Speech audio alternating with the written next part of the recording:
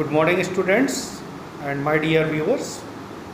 Myself Rakesh Srivastava from GBM Convent School, Basti. Class 8 की science में आप लोगों को मैंने अभी तक बताया था जो माइक्रो ऑर्गेनिज्म लेसन चल रहा था, और इस लेसन में मैंने आपको वायरसेस के बारे में एक्सप्लेन कर दिया है और बैक्टीरिया के बारे में एक्सप्लेन किया है।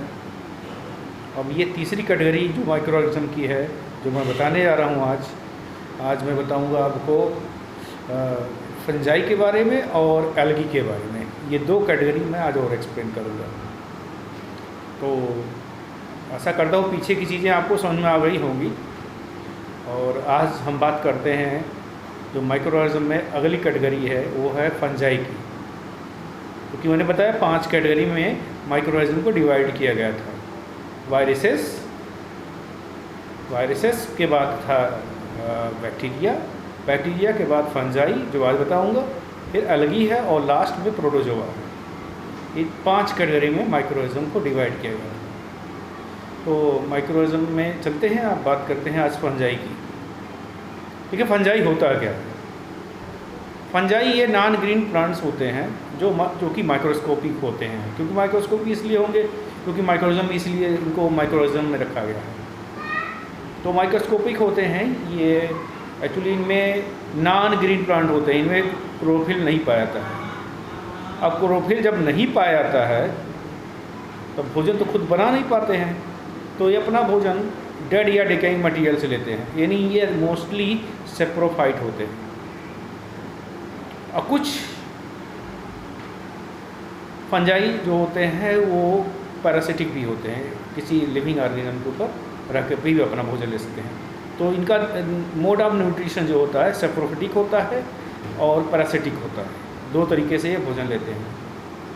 और जितने भी माइक्रो ऑर्गेनिज्म जो पाए जाते हैं अधिकतर मॉइस्ट प्लेसेस पाए जाते हैं। इनकी ग्रोथ तब ज़्यादा अच्छी होती है जब नमी हो और थोड़ी गर्मी भी हो, मॉइस्ट कंडीशन हो। मॉइस्ट कंडीशन रहेगा तो इनकी ग्रोथ बड़ी अच्छी होगी।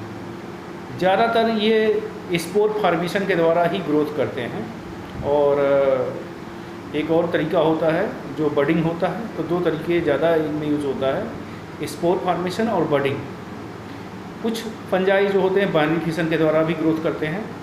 ये जो मोड ऑफ मैं रिप्रोडक्शन बता रहा हूँ, बडिंग बता रहा हूँ, बाइनरी फिशन बता रहा हूँ, ये सारी चीज़ें जो है आपको पिछले क्लासेस में पढ़ाई गई होंगी। बडिंग में क्या होता है, स्पोर फॉर्मेशन में क्या होता है, बाइनरी फिशन में क्या होता है, ये सब होता है, मैंने बताया था पिछले क्लास में। खैर अगर जिसको नहीं समझ में आया मैं उसको कोई क्लास लूँगा तो उसमें मैं एक्सप्लेन कर दूँगा। तो इतने तरीके से इसमें रिप्रोडक्शन होता है। ऑप्टिमम टेम्परेचर क्या होगा? जब ये अच्छी ग्रोथ करने के लिए इनके लिए मॉइस्चर चाहिए, नमी चाहिए, और ह्यूमिडिटी भी होनी चाहिए। ह्यूमिडिटी नमी वही हुआ, भाई एक ही चीज़ हुआ, टेम्परेचर हाई होना चाहिए। 2 तरह के फंजाई होते हैं। एक फंजाई जो होता है जो सिंगल सेल का होता है, यूनिसेलुलर होता है, उसको बोलते हैं ईस्ट। जो एक सेल का होगा उसे ईस्ट कहेंगे। लेकिन जो ब्रांच में होता है, जो फाइबरस होता है, बहुत धागे टाइप का होता है, उसे मोल्ड्स कहते हैं। तो एक सेल वाले फंगस को ईस्ट कहते हैं और मल्टी सेलुलर जो फाइबरस होता है, कई ब्रांचेस होती हैं, उसको मोल्ड्स कहते हैं। इसका फिगर बना हुआ फिगर मैं दिखाता हूँ अभी आपको फ्रंट कैमरे के द्वारा। ये फ्रंट कैमरा मैं यूज़ कर रहा हूँ। ये देखिए, ये ईस्ट का स्ट्रक्चर है, सिंगुलर होता है, एक ही सेल का होता है, कॉलोनियल फॉर्म में पाया जाता है या सिंगुलर फॉर्म अकेले भी पाया जाता है। और ये दूसरा जो है दूसरी तरह का फंगस है जिसे मोल्ड्स कहते हैं, ये ब्रांच्ड होता है। इसके एक धागे को हाइफी कहते हैं, हाइफी, और हाइफा प्लूरल शब्द है। एक देखिएगा ये स्पोरेंजिया है ऊपर का, और इसका ये हाइफी है। हाइफास जो है प्लूरल है, हाइफी सिंगुलर है। और जब ये पूरे ये ब्रांच में होता है तो ये जो धागा दिखाया जा रहा है इकट्ठा ग्रुप में, ये सबको माइसीलियम कहते हैं। माइसीलियम, अगर कोई दाल या रोटी है और दाल खट्टी लगने लगे या रोटी ब्रेड से टूटने लगे मोड़ने पर, इसका मतलब ये माइसेलियम ग्रो करने लगता है उसके अंदर। तो कोई भी खट्टी दाल को आप मत खाया कीजिए, भोजन लसलसा हो रहा है तब पर ही मत खाया कीजिए, क्योंकि ये माइसेलियम ग्रो करने लगता है उसमें। तो दो तरह के फंगस हुए, एक है ईस्ट, दूसरा है मोल्ड्स।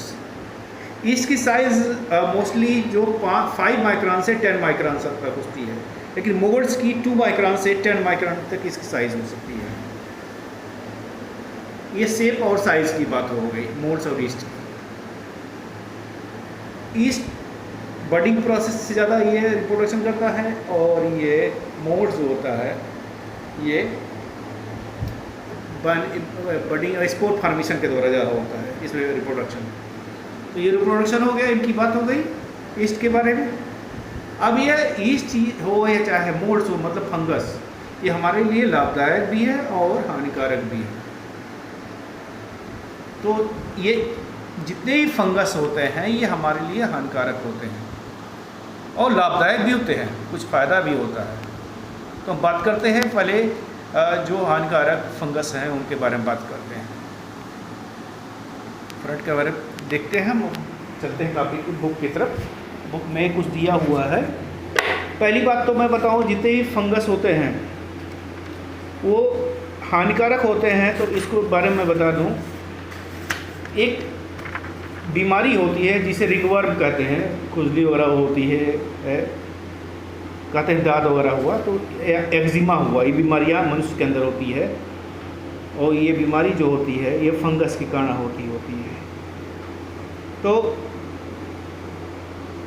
तो फंगस के कारण जो बीमारी होती है वो रिंगवर्म हो गया और ये सब चीज़ हुआ जो बीमारियां होती है।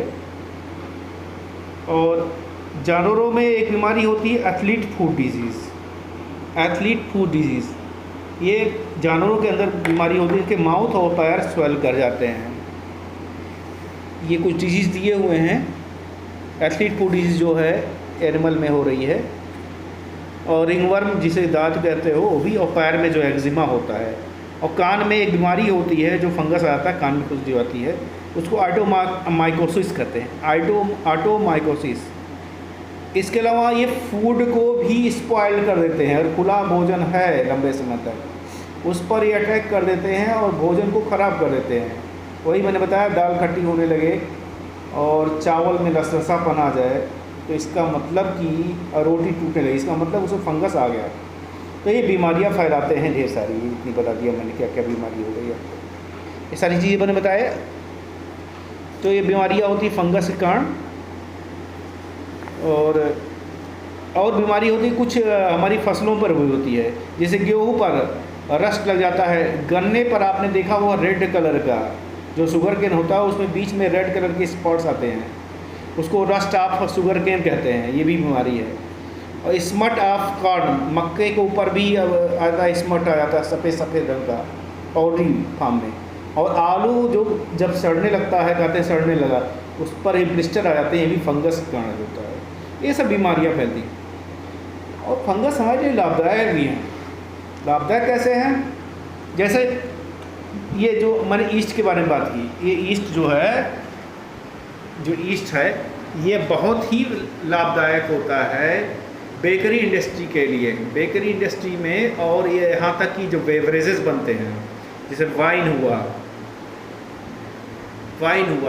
जो बियर हुआ, ये सब वहाँ पर इसका यूज़ होता है। इसको आप पाउडरी फार्म में भी स्टोर कर सकते हो। इसी को खमीर कहते हैं। खमीर सिरका इसी से बनता है। यही ईस्ट जिम्मेदार होता है सिरके बनने के लिए। जब गन्ने को जूस को रख देते हैं लंबे समय तक, तो ईस्ट जो है वो तेज़ी से मल्टीप्लाई करता है और एनारोबिक रेस्पिरेशन करता है। ईस्ट की खास बात होती है ये एनारोबिक और एरोबिक रेस्पिरेशन दोनों करता है, यानी ऑक्सीजन की प्रेजेंस में भी रेस्पिरेशन करता है और ऑक्सीजन के एब्सेंस में भी करता है। लेकिन मोड्स होता है केवल एरोबिक रेस्पिरेशन करता है। तो ईस्ट जो होगा एरोबिक रेस्पिरेशन और एनारोबिक रेस्पिरेशन करेगा। और जब भी एनारोबिक रेस्पिरेशन होगा, एनारोबिक रेस्पिरेशन के समय क्या होगा कि इसको मैं दिखाना चाहूँगा, रिएक्शन दिखा दूँ मैं आपको। एनारोबिक रेस्पिरेशन में क्या होता है, शुगर जो होता है, शुगर जो गन्ने का है या किसी फ्रूट्स का है, शुगर, वो जब एनारोबिक रेस्पिरेशन करेगा, एनारोबिक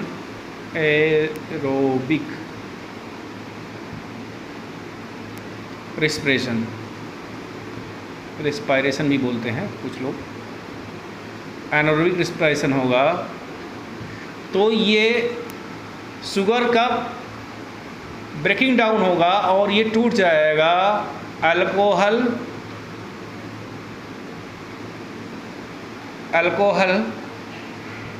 और कार्बन डाइऑक्साइड में, और इस पूरी प्रोसेस को फर्मेंटेशन कहते हैं।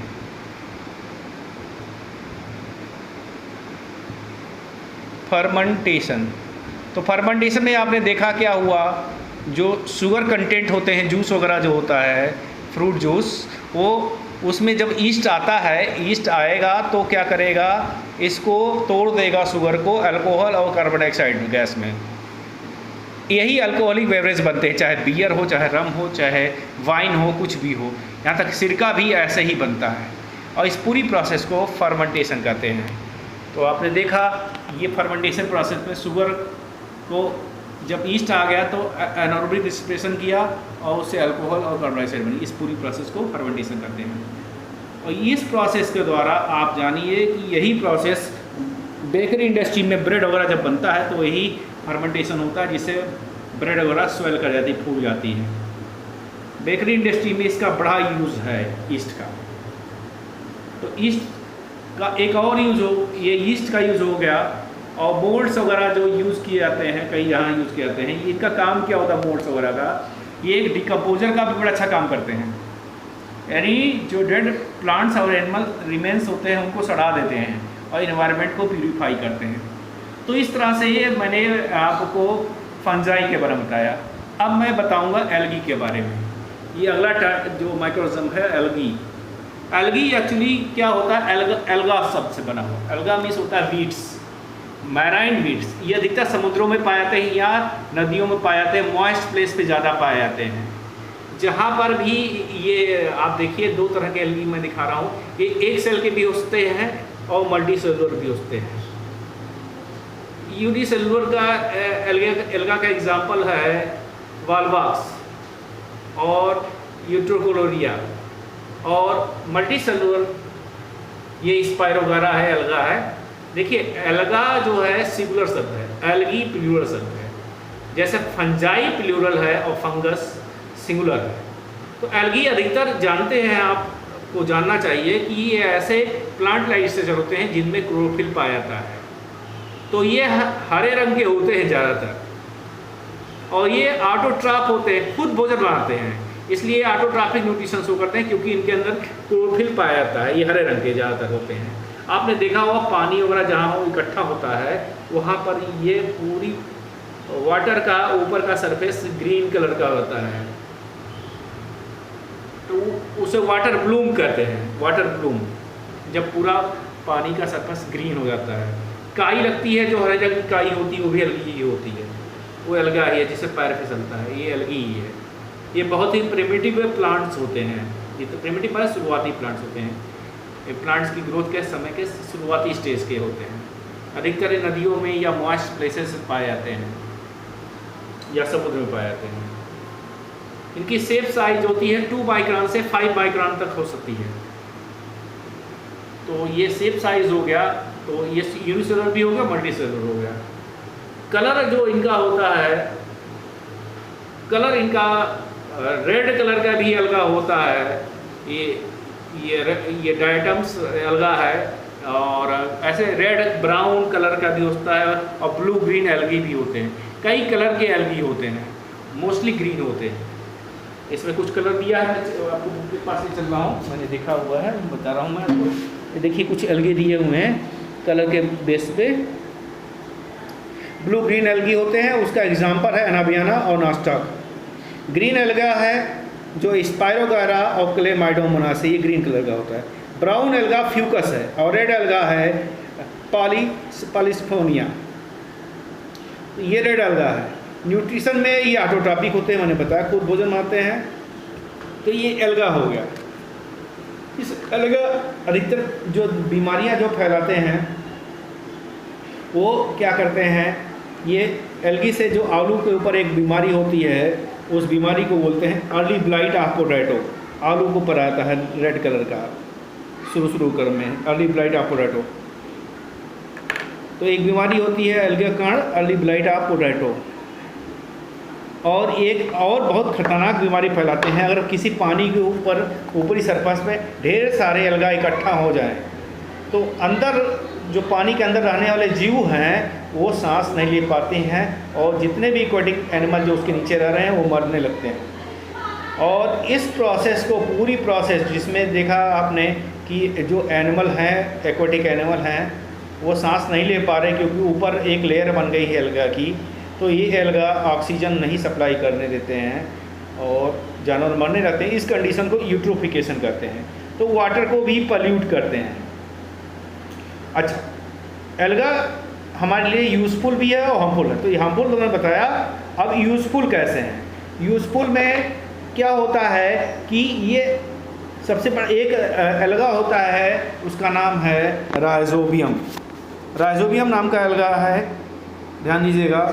वो नाइट्रोजन फिक्सेशन करता है। Blue green algae, blue green algae भी होता है, राइजोबियम तो है ही है। ये एल्गे क्या होते हैं, नाइट्रोजन जो एटमॉस्फेयर की होती है उसको ला करके सॉइल में फिक्स कर देते हैं और उस मिट्टी की फर्टिलिटी को बढ़ा देते हैं। दूसरा, ये फूड के रूप में भी यूज़ किए जाते हैं। बहुत से ऐसे एल्गा हैं जो फूड के रूप में यूज़ किए जाते हैं, जैसे चाइना जापान में बहुत से सीवीड्स यूज़ किए जाते हैं भोजन के रूप में। तो ये चीज़ जो होता है इसको आप यूज़ करते हैं और भोजन के रूप में भी यूज़ किया जाता है। और बहुत से एक्वेटिक एनिमल के लिए ये भोजन का भी काम करता है। टूथपेस्ट जो बनता है हमारे अंदर, ये जो टूथपेस्ट हम लोग यूज़ करते हैं, इसमें एक एल्गा होता है, उसकी सेल वॉल से सिल्का निकलता है। सिल्का एक तरह का पार्टिकल होता है और उसी सिल्का से ग्लास भी बनता है। यानी टूथपेस्ट में ये सिल्का होता है और ग्लास जो मैन्युफैक्चरिंग फैक्ट्री होती है वहाँ पर भी इनका यूज़ करते हैं। यानी टूथपेस्ट, और उस एल्गा का नाम है डायटम्स। तो डायटम्स नाम का एल्गा होता है जो यूज़ किया जाता है टूथपेस्ट में और इसमें ग्लास इंडस्ट्री में भी यूज़ करते हैं। एक एल्गा होता है उसका नाम एगार। तो एगार एक तरह का प्रोडक्ट बनाता है, उसका नाम है एगार। एक ये मैन्युफैक्चरिंग प्रोडक्ट है और इसका यूज़ जो होता है जेली वगैरह बनाने में यूज़ होता है। और यही नहीं, इस एल्गा के अंदर जो एगार एल्गा है प्रोटीन की मात्रा बहुत ज़्यादा होती है। तो ये एगार जो प्रोडक्ट होता है, साइंटिस्ट जब स्पेस में जाते हैं तो इस एल्गा के प्रोटीन कंटेंट जो हैं उसको लेके जाते हैं, वहाँ भोजन नहीं लेके जाते हैं, पूरा इसी को खाते हैं। तो इस तरह से आपको बताया मैं ये कितना यूज़फुल है। और इसके अलावा कुछ एल्गा जो एल्गी होते हैं जो डिकम्पोजर का भी काम करते हैं और एटमॉस्फेयर को प्यूरिफाई करते हैं, ऑक्सीजन की सप्लाई भी करते हैं जब फोटोसिंथेसिस करते हैं। तो ढेर सारी चीज़ें मैंने बताई एल्गे के लिए लाभदायक। अच्छा, एक चीज़ मैंने फंजाई में एक चीज़ छोड़ दिया है, तो समझ लीजिए उसको। फंजाई हमारे लिए मैंने बताया हार्मफुल हैं। ऑटोमाइकोसिस कान में हुआ, रिंगवर्म हुआ, जो खुजली वगैरह होती है, सब इसी कारण होता है, हैं? ये तो ठीक है। एल्गी फंजाई हमारे लिए लाभदायक भी होते हैं, उससे दवा बनती है। पहली एंटीबायोटिक जो दवा बनी फंजाई से, फंजाई की बात कर रहा हूँ मैं, वो बनी जो वो फंजाई से ही बनी, पेनिसिलिन नाम था उसका। और उस फंगस का नाम था जिससे बना था, उसका नाम था पेनिसिलियम नोट्रेटम। अलेक्जेंडर फ्लेमिंग ने ये दवा बनाई थी, पहली एंटीबायोटिक बनाई थी पेनिसिलिन नाम की, जिस फंगस से बनाई थी उसका नाम था पेनिसिलियम नोट्रेटम। इसके अलावा बहुत सी एंटीबायोटिक दवा बनती है, ये लाभदायक भी हमारे लिए बहुत तरीके से फंगस है। स्ट्रेप्टोमाइसिन नाम की दवा आई है, ये सब जो है फंगस से ही बनती है। तो यूज़फुल फंगस में इसको आप ऐड कर लेंगे वहाँ पर। तो आज मैंने आपसे बात की एल्गी और फंजाई के बारे में, तो इसको आप रिवीजन कर लीजिएगा। आप कम से कम 8 लाइन, इस बार 8 लाइन एलगी के बारे में लिखेंगे और 8 लाइन फंजाई के बारे में लिखेंगे। फिर मिलते हैं नेक्स्ट टर्न पे, तब तक के लिए best of luck, thank you.